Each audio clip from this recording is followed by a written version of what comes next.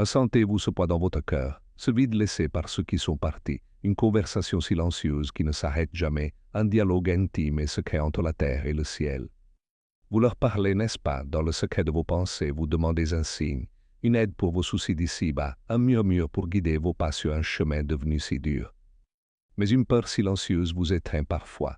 Est-ce que ma prière, mon appel incessant, au lieu de consoler, ne trouble pas leur paix éternelle? Est-ce que je les retiens à moi? Le bienheureux Carlo Acutis, ce jeune apôtre de l'Eucharistie, comprenait le voile qui sépare nos mondes. Il a percé le secret de cette connexion sacrée, cette relation si fragile.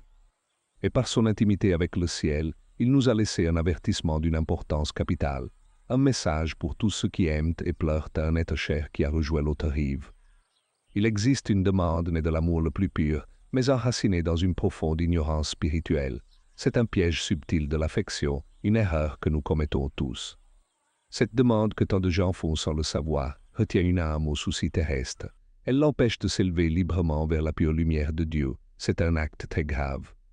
Ce que 98% des gens ignorent, c'est que leur prière née de l'amour peut distraire l'âme de son chemin de purification. C'est un acte d'amour qui, sans le vouloir, devient un fardeau. Aujourd'hui, je vais vous révéler la nature exacte de cette demande et pourquoi elle est si dangereuse pour l'âme de celui ou celle que vous aimez et que vous croyez aider vraiment. Et plus important encore, je vous enseignerai la manière juste et puissante de vous connecter, leur offrant la seule, la véritable consolation et accélérant leur rencontre avec la lumière. Mais avant, je dois vous demander, êtes-vous prêt à changer votre regard, à transformer ce chagrin en une force qui libère, plutôt qu'en une chaîne qui retient l'âme que vous aimez tant? Si votre cœur dit oui, si vous désirez cette paix pour eux et pour vous, alors faites ce premier pas. Écrivez maintenant dans les commentaires, avec foi, je veux la vraie consolation. Ce n'est pas un simple commentaire, c'est une prière écrite, un acte de foi, une déclaration que vous ouvrez votre âme pour recevoir une vérité qui guérit et qui apaise profondément. En écrivant ces mots, vous vous engagez sur ce chemin de lumière.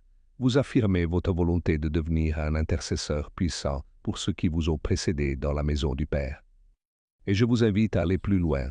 Partagez aussi, si vous le souhaitez, votre plus grande angoisse. Quel est ce poids qui pèse sur votre cœur? Je lis attentivement chaque message. Votre vulnérabilité est une force. En la partageant, vous découvrirez que vous n'êtes jamais seul. Nous formons une communauté de prière, un réseau invisible de soutien et de compassion. Chaque commentaire est une lumière qui s'allume dans le doute, un pas actif vers la compréhension et la guérison. Ne sous-estimez pas la puissance d'un cœur qui décide en fait de s'ouvrir. Cet acte simple est la première brique de votre nouvelle connexion. Une connexion purifiée, saine et vraiment aidante pour l'âme de votre bien-aimé. C'est une prière qui est enfin juste. Carlo Acutis a utilisé Internet comme une autoroute vers le ciel. Votre clavier peut devenir un autel. Votre commentaire est une offrande pour libérer ce que vous aimez de vos attentes. Je vois déjà vos cœurs qui s'ouvrent. Merci pour cette confiance. Restez avec moi car la parabole qui suit illuminera votre esprit et apaisera votre âme. La révélation commence. Imaginez Saint François d'Assise, pas l'homme des statues mais celui qui parlait aux âmes. Il comprenait le langage secret de la création des cœurs et même des âmes en transition. Il ne voyait pas une barrière entre ce monde et l'autre. Pour lui, tout était un chant de louange à Dieu, une conversation ininterrompue entre le visible et l'invisible, la vie et la mort. Un jour, il traversait un champ. Une multitude d'oiseaux s'y trouvaient agités, bruyants, chacun préoccupé par sa quête de nourriture, son et sa survie. Ils étaient anxieux. Leur vacarme était celui du monde. C'était le bruit de nos propres peurs, de nos attachements, de nos demandes incessantes pour les choses matérielles, pour la sécurité terrestre. François s'approcha d'eux. Il ne leur a pas jeté de graines. Il n'a pas répondu à leur agitation par une solution matérielle. Il leur a offert quelque chose de bien plus précieux. Il s'est arrêté et il leur a parlé, pas avec des mots humains ordinaires, mais avec l'autorité d'une âme qui vit déjà en partie dans le ciel. Une vibration de paix émanait de lui. Il leur dit, mes petites sœurs les oiseaux, vous devez beaucoup louer votre Créateur. Il a commencé par leur rappeler leur véritable but, leur véritable identité en Dieu, leur Père. Il leur a rappelé que Dieu les nourrissait sans qu'ils aient à semer ou à récolter. Il leur a rappelé la liberté des airs que Dieu leur avait donnée. Il a élevé leur conscience. Il ne leur a pas dit « ne vous inquiétez pas » comme une simple parole. Il a remplacé leur inquiétude par une vérité plus haute, celle de la providence divine, l'amour infini du Père. Et le miracle s'est produit. Les oiseaux se sont tus, ils ont cessé leur agitation, ils ont écouté, captivés, leurs petits cœurs apaisés par la vérité de ces paroles d'amour. Ils ne demandaient plus rien, ils recevaient tout. Ils ont compris dans leur langage que la vraie sécurité ne se trouve pas dans le grain, mais dans la confiance totale en leur Créateur. Après son sermon, ils se sont envolés, mais pas dans la panique. Ils sont partis en formation de croix chantant une louange pour répandre la bonne nouvelle aux quatre coins du ciel. Cette parabole est la clé. Comprenez-vous le lien avec nos chers défunts? Nous sommes souvent comme ces oiseaux et nos prières sont comme des cris inquiets qui les retiennent. Nous leur demandons des signes et de l'aide pour nos problèmes matériels, nos soucis de la terre. Nous leur jetons des graines de nos propres angoisses. Nous les gardons ici. Nous pensons les aider en les impliquant dans notre monde, mais en réalité, nous les empêchons de s'envoler librement vers la lumière, de trouver la paix ultime en Dieu leur Père. François nous enseigne la prière juste.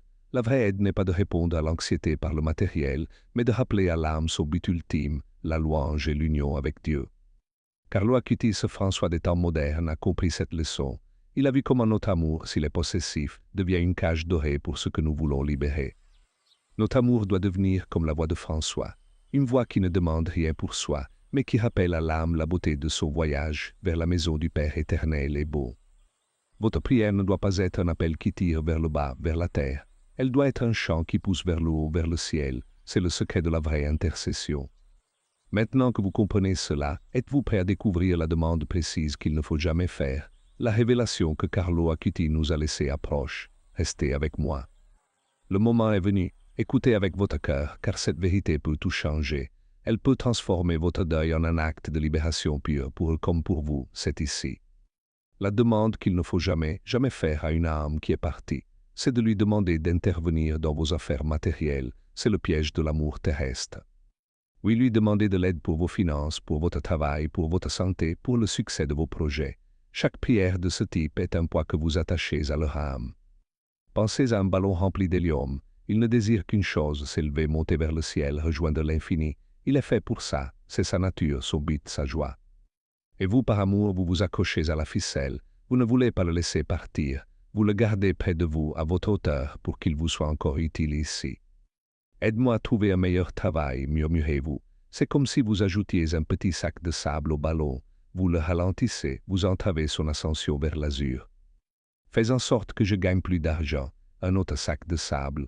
Vous le forcez à se préoccuper de la monnaie de ce monde alors qu'il est appelé à contempler le trésor du ciel.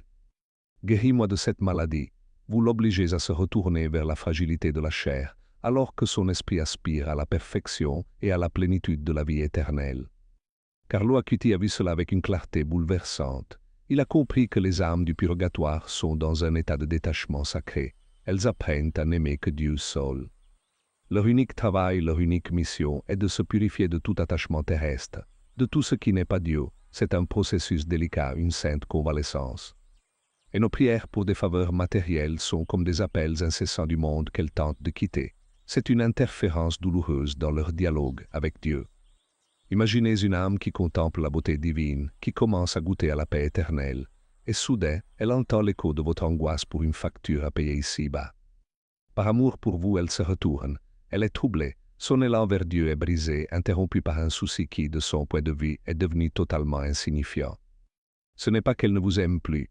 Au contraire, c'est parce qu'elle vous aime qu'elle est tentée de se préoccuper encore de vous, retardant ainsi sa propre libération totale. C'est le paradoxe tragique de notre amour mal éclairé. Nous pensons les honorer, les garder actifs, mais nous les maintenons dans une salle d'attente spirituelle, loin du but. Le ciel a ses propres règles. Pour y entrer pleinement, l'âme doit être complètement légère, libre de toute préoccupation mondaine. Elle doit avoir les mains vides de la terre. Nos demandes matérielles remplissent à nouveau leurs mains spirituelles avec les soucis qu'elles avaient enfin réussi à lâcher. C'est un acte d'amour qui devient une cruauté involontaire. Carlo, l'apôtre d'Internet, appelait l'Eucharistie l'autoroute pour le ciel. Il savait que le chemin doit être direct, sans détour, sans sortie de route, sans arrêt inutile. Nos prières pour le matériel sont des sorties de route que nous leur imposons, des détours qui les ramènent vers les paysages terrestres alors qu'ils doivent fixer l'horizon divin. Comprenez bien, ils ne peuvent plus agir sur la matière comme nous. Leur demander cela, c'est leur demander l'impossible, c'est créer en nous une frustration et un lien douloureux. Leur pouvoir est désormais de notre ordre. Il est purement spirituel. Ils peuvent prier pour nous, intercéder pour notre âme, mais pas pour notre compte en banque, notre corps. En leur demandant de l'aide matérielle, vous les forcez à se sentir impuissants ou à se détourner de leur seule tâche, prier et s'offrir à Dieu pour leur purification finale. C'est la plus grande erreur que commettent 98% des gens. Ils transforment leurs défunts en agents de service terrestre, au lieu de les voir comme des pèlerins en route vers la lumière. Vous ne demanderiez pas à un athlète en pleine course olympique de s'arrêter pour vous aider à faire vos lacets. C'est pourtant ce que nous faisons spirituellement sans le savoir. Leur course est le purgatoire, la ligne d'arrivée est le paradis. Chaque demande matérielle est une tentative de les faire sortir de la piste, de leur faire perdre un temps précieux. Le diable se réjouit de cette ignorance, car elle maintient les âmes loin de Dieu et nous maintient, nous, dans l'illusion que le bonheur se trouve dans les solutions matérielles. C'est un double piège. Il nous empêche de nous tourner vers Dieu pour nos besoins matériels, et il empêche nos défunts de se tourner entièrement vers lui pour leur salut éternel. L'amour véritable, l'amour qui sauve, est un amour qui libère. Il dit à l'âme aimée, va, monte, ne te retourne pas pour moi. Je prierai pour ton voyage, pas pour mes soucis. Ceci est la révélation centrale, le grand secret que Carlo Acuti, par son intimité avec le ciel, a voulu nous transmettre. C'est un changement radical de notre façon de prier. Arrêtez de leur demander des signes matériels, arrêtez de leur demander de résoudre vos problèmes terrestres. Vous les blessez en pensant les aimer, en pensant les aider vraiment. Le seul signe qu'ils veulent vous donner est la paix qui grandira dans votre cœur lorsque vous commencerez à prier de la bonne manière, une paix qui vient du ciel, pas de la terre. Votre lien avec eux ne doit plus être un lien de dépendance, mais un lien de communion spirituelle, un échange de prières pour le salut de vos âmes et rien d'autre que cela. Ils prient pour votre conversion, pour votre foi, pour votre charité. Ils ne prient pas pour votre nouvelle voiture. Leurs priorités sont devenues celles de l'éternité et de Dieu. Alignez vos prières sur les leurs. Demandez-leur de prier pour que vous grandissiez en sainteté. C'est la seule aide qu'ils peuvent et veulent vous apporter depuis l'autre rive. Le poids de l'absence que vous ressentez est réel, mais la solution n'est pas de les ramener à vous par vos demandes. La solution est de vous élever vers eux par votre prière. Cette vérité peut être difficile à entendre. Elle remet en question des années de pratique, des habitudes de deuil ancrées dans notre culture et dans notre cœur. C'est un grand choc. Mais c'est une vérité libératrice. Elle vous donne le pouvoir de devenir un véritable aide pour eux, un coopérateur de leur ascension et non plus un obstacle involontaire. Vous détenez maintenant une clé qui peut ouvrir plus vite les portes du ciel pour ceux que vous aimez. C'est une responsabilité immense et un cadeau inestimable. Leur voyage est sacré, respectez-le. Ne les dérangez plus avec les bruits du monde. Offrez-leur plutôt le silence de votre confiance en Dieu pour vos propres besoins. Confiez vos soucis matériels à Dieu seul, au sein du ciel qui ont pour mission de nous aider ici-bas, comme Saint Joseph ou Sainte Rita. Laissez les âmes en purification en paix. Leur unique besoin est la prière qui les purifie, pas la prière qui les distrait. Votre amour doit maintenant devenir ce combustible pur qui les propulse vers le brasier divin. Vous avez demandé un signe. Voici le signe. Cette connaissance vous est donnée aujourd'hui pour une raison. C'est un appel à transformer votre deuil en une action sainte et juste. Vous comprenez maintenant pourquoi votre prière pouvait sembler sans réponse ou pourquoi une certaine mélancolie persistait. Vous n'utilisiez pas le bon langage, la bonne fréquence. Le langage du ciel est celui du détachement. La fréquence est celle de la louange. En demandant le matériel, vous parliez la langue de la terre à des âmes qui apprennent celle du ciel. C'est un malentendu tragique entre deux mondes, né d'un amour sincère mais aveugle.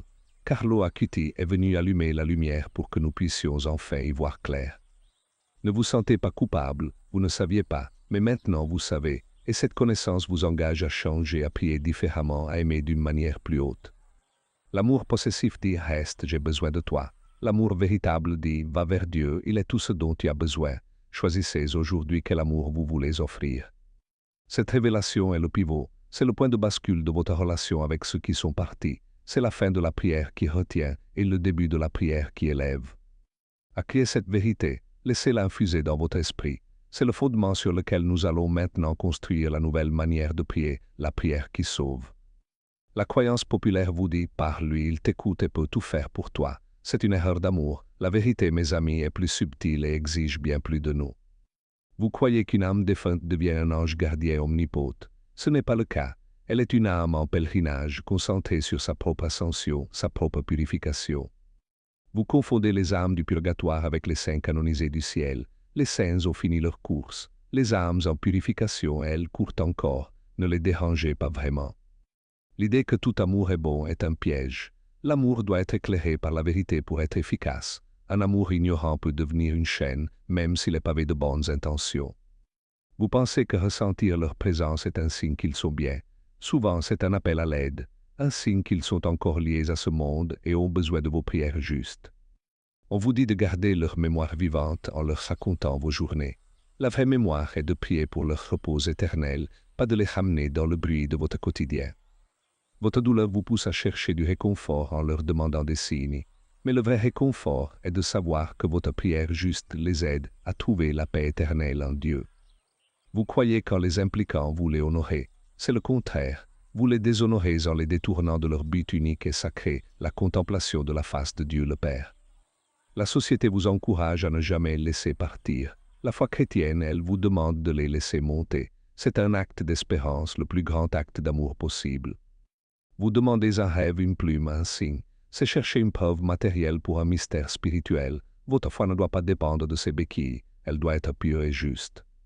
Vous pensez que votre chagrin leur est agréable, car il prouve votre amour. En vérité, votre paix et votre confiance en Dieu pour eux sont le plus beau cadeau que vous puissiez leur faire. La croyance erronée est que leur amour pour vous les rend experts en problèmes terrestres. Leur nouvelle expertise est l'éternité. Le reste est devenu une distraction pour leur âme sainte. On vous a peut-être dit de leur demander conseil. Leur seul conseil serait « Prie pour moi et tourne-toi vers Dieu pour tes propres soucis. Ne me retiens pas ici avec tes questions. » Vous imaginez le purgatoire comme un lieu passif d'attente. C'est un lieu d'action intense, une transformation ardente. Nos prières matérielles sont une interruption de ce travail sacré. Beaucoup pensent que les âmes peuvent faire des allers-retours entre les mondes. Leur chemin est à sens unique, vers Dieu. Chaque regard en arrière est une souffrance et un grand retard. Votre solitude vous fait vous accrocher à eux, mais cette attache les lie aussi. La vraie communion n'est pas dans la dépendance, mais dans la prière commune tournée vers le Père et lui seul. Vous croyez peut-être les aider en leur donnant un rôle à jouer dans votre vie. Leur seul rôle maintenant est d'être purifiés. Votre rôle est de les aider dans ce processus divin. L'erreur est de voir la mort comme une promotion à un poste d'assistant personnel divin. C'est le début d'un dépouillement total où seul l'amour de Dieu doit rester pour leur âme.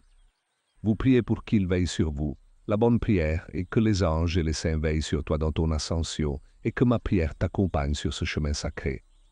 Vous avez peur de les oublier si vous ne les associez pas à vos problèmes, mais l'oubli terrestre est nécessaire à leur libération. L'amour vrai accepte cette séparation juste et sainte. La confusion vient du fait que vous appliquez une logique terrestre à une réalité céleste. Dans le ciel, aider ne signifie pas résoudre des problèmes, mais conduire à Dieu, le Père de tous. Vous pensez que demander une faveur est une façon de maintenir le lien. Le vrai lien, le seul qui compte, est la charité, la prière que vous offrez pour le salut de leur âme sainte. On croit que les morts voient tout et savent tout. Leur connaissance est limitée à ce que Dieu leur permet de voir pour leur purification, pas pour satisfaire notre curiosité terrestre ici-bas. L'attachement sentimental est naturel, mais il doit être purifié. Il doit passer de « je veux que tu sois avec moi » à « je veux que tu sois avec Dieu », même si cela me coûte un sacrifice. Vous pensez qu'ils sont dans un état de paix parfaite. Le purgatoire est un lieu de souffrance, une sainte maladie. On ne demande pas à un malade de courir des errands pour nous tous. Vous utilisez leur nom pour demander des choses à Dieu. Demandez plutôt à Dieu en leur nom la miséricorde et la paix éternelle. L'orientation de la prière est absolument cruciale ici. L'erreur est de penser que leur amour pour vous n'a pas changé. Il a changé, il est devenu plus pur, plus désintéressé. Il ne veut plus votre bien-être matériel, mais votre sainteté. Vous gardez leurs affaires, leurs chambres intactes, pensant leur plaire. Ce sont des ancres qui les retiennent. La vraie charité est de se détacher et de les aider à se détacher de tout. Vous leur parlez de vos regrets, de vos remords. Confessez-vous à un prêtre. Offrez des messes pour eux. Ne les chargez pas du poids de votre propre conscience non apaisée par Dieu. Le spiritisme moderne a pollué la vraie doctrine. Il vous fait croire que la communication est possible et souhaitable. L'Église nous enseigne la communion par la prière, par la conversation. Penser qu'ils peuvent influencer le hasard ou la chance est une superstition. Leur seule influence est par l'intercession spirituelle pour des grâces spirituelles. C'est tout et c'est déjà. Vous croyez qu'ils ont besoin de savoir que vous allez bien. Ils ont seulement besoin de savoir que vous priez pour eux. Votre foi est leur plus grande consolation, pas votre succès ici-bas. L'idée de sentir leur approbation est souvent une projection de vos propres désirs. Le seul discernement valable est celui-ci. Ma prière les rapproche-t-elle de Dieu ou de la terre? On mélange le deuil psychologique et le devoir spirituel. Le deuil a besoin de parler. L'âme, elle, a besoin de silence et de prière pure pour s'élever vers le ciel et vers Dieu. Vous pensez que les âmes les plus saintes sur terre deviennent immédiatement de puissants intercesseurs. Même elles peuvent avoir besoin de purification. La prudence est de prier pour elles. Vous leur demandez de protéger vos enfants. Demandez cela à leur ange gardien, à la Vierge Marie. Priez pour que l'âme défunte soit elle-même protégée dans son propre passage vers Dieu. L'amour humain vous possédez, l'amour divin vous libérez. Votre prière doit être un acte d'amour divin, un acte qui dit « Je te libère en Dieu » et non « Je te garde pour moi sur terre ». Vous croyez que plus votre demande est désespérée, plus ils sont enclins à vous aider. C'est votre désespoir qui les trouble et les retient, pas l'inverse. Offrez-leur votre paix. La correction est de comprendre que vous n'êtes plus dans une relation horizontale terre-terre, mais verticale terre-ciel. Votre but est de les aider à monter, pas de les tirer. Vous pensez qu'ils sont une source d'énergie pour vous. Ils ne sont pas une source, ils sont en chemin vers la source. Ne les épuisez pas avec vos besoins, aidez-les à l'atteindre. L'erreur est de croire que le lien du sang ou de l'amitié leur donne une obligation. Leur seule obligation est envers Dieu. Notre amour doit respecter cette priorité absolue et divine. Vous comparez leur aide à celle des saints, mais un saint est un citoyen du ciel avec tous les droits. Une âme en purification est un immigrant qui attend son visa final pour le ciel. Vous leur demandez pardon pour une dispute passée. Le pardon se demande à Dieu dans la confession. Pour eux, offrez des prières et des sacrifices pour apaiser leur âme troublée par tout. La culture populaire présente les fantômes comme des entités qui nous aident. C'est une vision déformée. Une âme qui erre est une âme en souffrance, qui a besoin de prières libératrices. Vous pensez que votre prière matérielle est inoffensive. Imaginez un alpiniste proche du sommet. Votre appel est un poids dans son sac à dos. Chaque gramme compte à cette altitude sainte. La vérité insider est simple. Le purgatoire est une école de détachement. Ne soyez pas le professeur qui ramène des sujets du monde que l'âme essaie désespérément d'oublier enfin. Votre amour doit mûrir. Il doit passer du besoin de recevoir un signe, de l'aide à la joie de donner une prière, une messe, un sacrifice pour leur libération totale en Dieu. Vous croyez qu'ils sont seuls. Ils sont entourés par les anges et la prière de l'Église. Ils n'ont pas besoin de votre anxiété, mais de votre foi qui s'unit à cette grande communion. L'ultime correction, c'est de voir les défunts comme une solution à vos problèmes. Commencez à voir vos prières comme la solution aux leurs. Inversez complètement la perspective maintenant. C'est la charité la plus pure. Aimer quelqu'un au point de vouloir son bien absolu, qui est Dieu, même si cela signifie accepter un silence et une apparente distance de votre part. Alors que faire maintenant? Comment transformer cette connaissance en action? Voici le plan, le chemin concret pour aimer en vérité, pour aimer d'un amour qui libère et qui élève l'âme. Le premier pas est la prière d'offrande. Au lieu de demander, vous allez donner. C'est le pivot. Chaque jour, offrez quelque chose de vous pour l'âme de celui ou celle que vous aimez. Le matin, avant toute chose, faites cette simple prière. Père, je t'offre aujourd'hui mes joies et mes peines pour la purification et la paix de l'âme de non. C'est un acte pur. Cette offrande transforme votre journée, votre travail, vos difficultés, même un simple sourire. Tout devient une monnaie spirituelle que vous pouvez utiliser pour aider cette âme à monter. Le deuxième pas le plus puissant de tous est la Sainte Messe. Carlo Acuti l'appelait mon autoroute vers le ciel. C'est le sacrifice du Christ rendu présent pour le salut des âmes. Faites célébrer des messes pour vos défunts. Il n'y a pas de cadeau plus grand. C'est appliquer directement le sang du Christ sur leur âme pour la laver et la purifier de ses fautes. Une seule messe offerte avec foi a plus de valeur que toutes vos prières personnelles réunies. C'est l'acte de l'Église entière qui intercède avec vous. C'est la force suprême. Quand vous assistez à la messe au moment de la consécration, présentez mentalement votre défunt à Dieu, offrez-le avec le Christ au Père. C'est un acte de prêtrise baptismale. Le troisième pas est la charité active. Faites le bien en leur nom. Chaque fois que vous aidez un pauvre, que vous visitez un malade, faites-le avec l'intention de les soulager. Dites intérieurement, Seigneur, accepte ce petit acte d'amour pour l'âme de non. Vous créez ainsi un trésor au ciel qui leur sera directement crédité. C'est la communion des saints. Le quatrième pas est la prière du rosaire. Chaque « Je vous salue Marie » est une rose spirituelle que vous envoyez à la Vierge pour qu'elle la remette à l'âme de votre bien-aimé défunt. Marie est la reine du ciel et la consolatrice des affligés. Elle descend au purgatoire pour y chercher les âmes qui lui sont consacrées. Confiez-lui vos défunts, c'est le chemin sûr. Le cinquième pas est le chemin de croix. En méditant la passion du Christ, unissez les souffrances purificatrices de votre défunt à celles rédemptrices de Jésus, c'est la compassion. Chaque station est une étape de libération. Vous marchez spirituellement avec eux, les aidant à porter leur croix de purification, les conduisant vers la lumière de la résurrection divine. Le sixième pas est l'offrande de vos propres souffrances. La maladie, le deuil, les angoisses, ne les gaspillez pas, offrez-les en disant Jésus pour l'âme de non. Votre douleur, unie à celle du Christ sur la croix, acquiert une valeur rédemptrice infinie. Votre épreuve devient une source de grâce pour ceux qui vous ont précédé dans la foi. Le septième pas est la pratique des indulgences. L'Église, dans sa miséricorde, nous donne des moyens concrets de puiser dans ses trésors pour aider les âmes. Renseignez-vous dessus. Visitez un cimetière en priant pour les défunts, priez devant le Saint-Sacrement. Ce sont des actes simples auxquels l'Église attache une indulgence plénière ou partielle pour eux. Voici donc le plan d'action. Ce n'est pas compliqué, mais cela demande un changement de cœur. Passer de l'égoïsme du « j'ai besoin » à la générosité du « je donne pour toi ». Mais attention, et ceci est crucial, ce plan n'est pas une formule magique.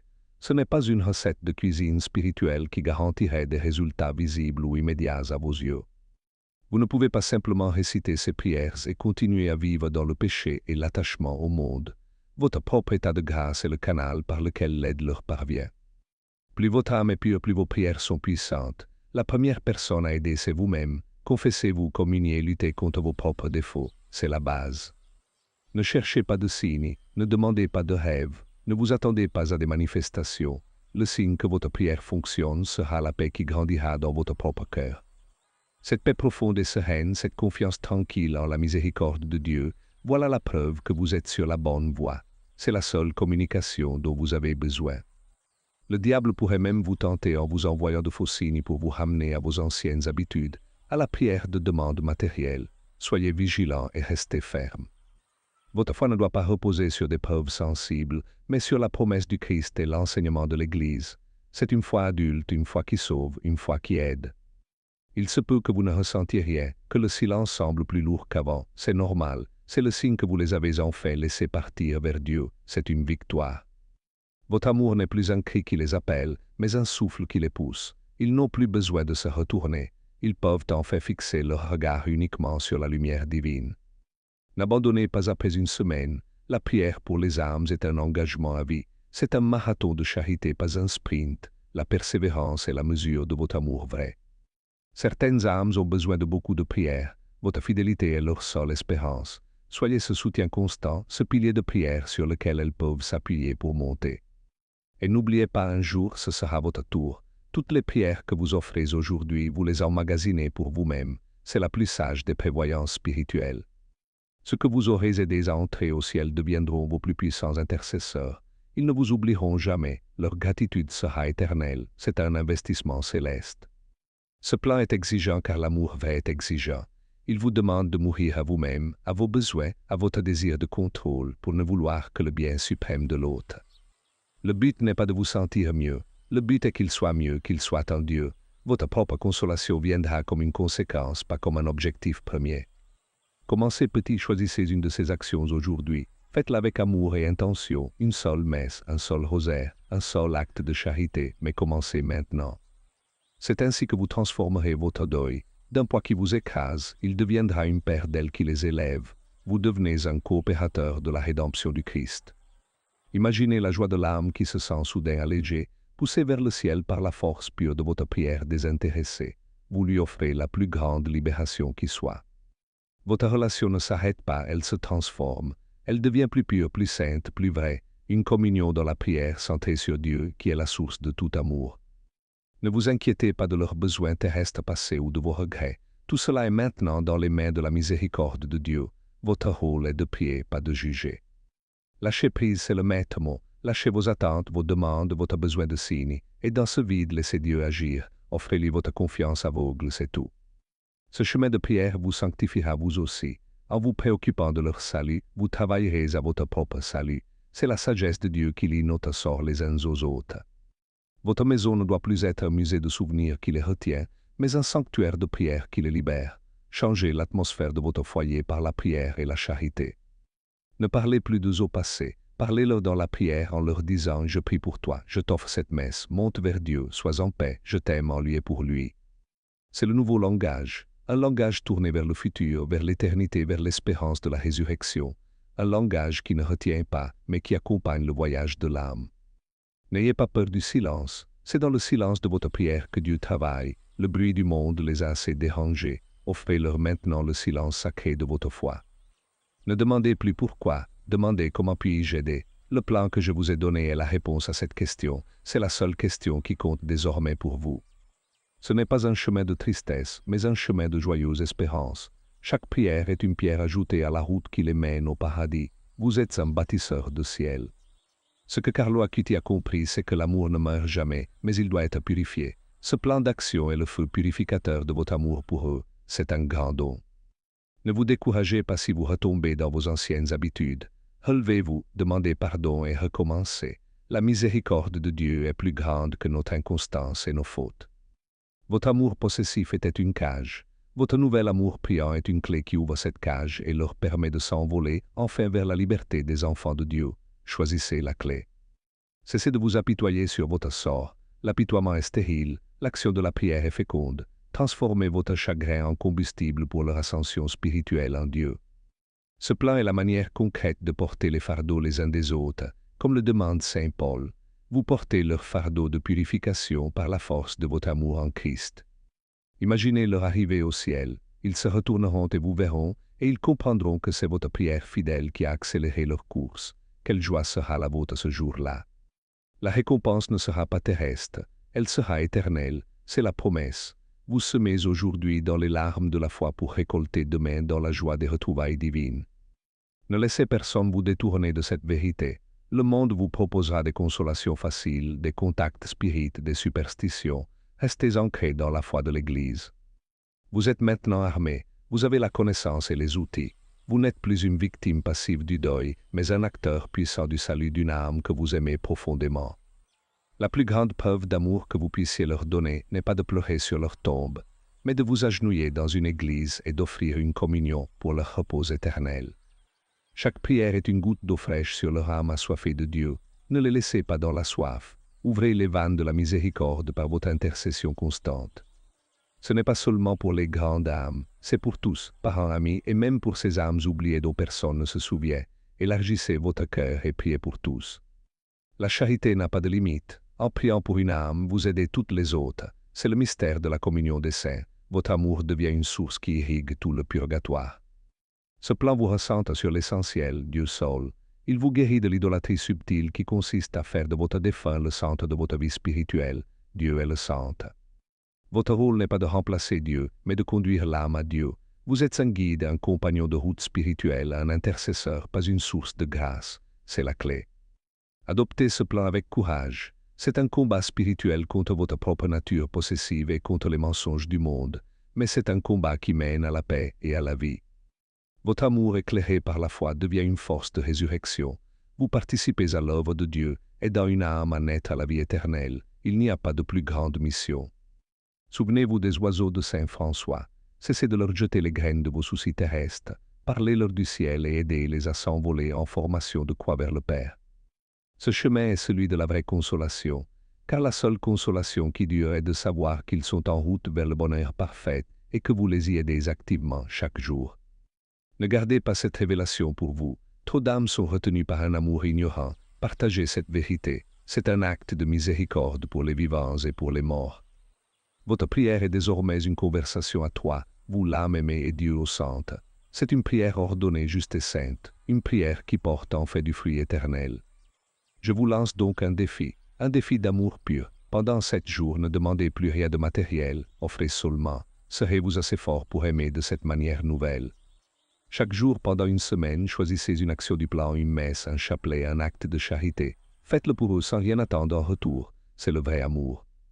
Si vous acceptez ce pacte de prière libératrice, écrivez-le dans les commentaires. Défi accepté.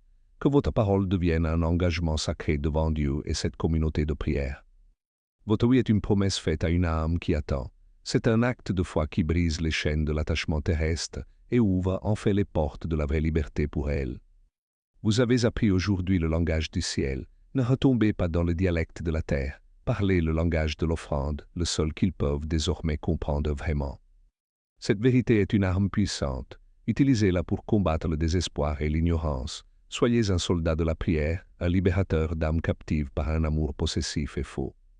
Ne gardez pas ce trésor pour vous. Pensez maintenant à une personne qui pleure un défunt. Une personne qui, comme vous avant, prie peut-être de la mauvaise manière sans le savoir. Votre mission est de lui transmettre cette lumière. En partageant cette vidéo, vous ne partagez pas un contenu, mais une grâce, une chance de transformer une douleur en une action sainte. Soyez un apôtre de cette vérité, comme Carlo Acuti l'a été pour l'Eucharistie. Utilisez votre clic comme un instrument d'évangélisation et de miséricorde pour toutes les âmes. Un simple partage peut initier une chaîne de prière qui libérera des milliers d'âmes. N'interrompez pas ce flux de charité. Devenez un maillon essentiel de cette œuvre de salut. Ce message a-t-il touché votre cœur? Avez-vous senti un appel à changer, à prier d'une manière plus pure et plus efficace pour ceux que vous aimez et qui sont déjà partis là-haut? Je suis curieux de savoir d'où vient cette lumière. De quelle ville ou de quel pays m'écoutez-vous? Créons ensemble une carte mondiale de la prière pour les âmes du purgatoire. Laissez votre trace dans les commentaires. Votre témoignage peut encourager quelqu'un d'autre à accepter le défi et à prier de la bonne manière. Nous sommes unis dans cette mission sacrée. Si vous avez senti que cette révélation était précieuse, alors n'hésitez pas, partagez cette vidéo. Soyez un instrument de paix pour quelqu'un qui souffre dans le silence du deuil. Comme Saint François apprivoisait le loup de la peur, apprivoisez le deuil en le transformant en prière. Aidez les autres à faire de même. C'est la plus grande des charités pour tous. Et n'oubliez pas de vous abonner à cette chaîne pour ne manquer aucune de nos prochaines révélations. Le chemin de la connaissance spirituelle ne fait que commencer pour nous tous ici. Ici nom du narrateur, rappelez-vous toujours de cette simple vérité. La paix que vous cherchez n'est pas dans les signes du passé, mais dans la prière que vous offrez aujourd'hui. Votre véritable pouvoir est dans l'amour désintéressé, un amour qui ne demande rien mais qui donne tout pour la seule gloire de Dieu et le salut des âmes. C'est votre vocation d'amour. Que la bénédiction du bienheureux Carlo Acuti, ce cyberapôtre de l'éternité, descende sur vous et vous donne la force de persévérer dans cette nouvelle voie de prière et d'amour. Allez maintenant et soyez les intercesseurs dont les âmes ont tant besoin. Votre mission de charité commence aujourd'hui. Allez et demeurez dans la paix du Christ. Amen.